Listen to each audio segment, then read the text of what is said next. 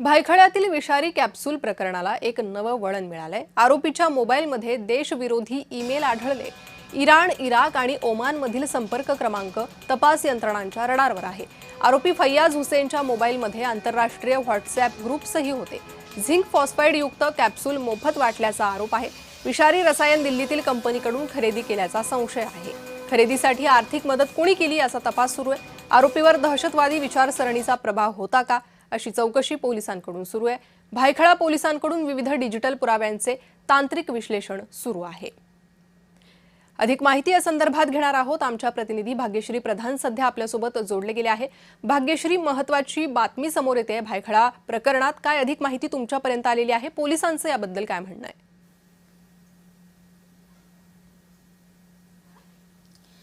नक्कीच फैयाज आपण जर बघितलं तर मोहरमच्या दिवशी त्यांनी झिंक फॉस्फेटच्या गोळ्या ज्या आहेत त्या वाटलेल्या होत्या। जवळपास 30,000 गोळ्या वाटल्या होत्या।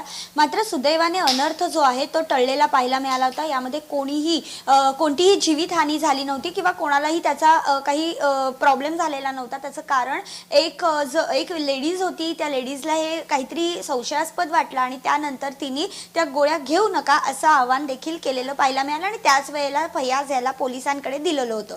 फैयाज हा खरं तर धर्म विरोधात लढत होता असं सांगितलं गेलं होतं सुरुवातीला।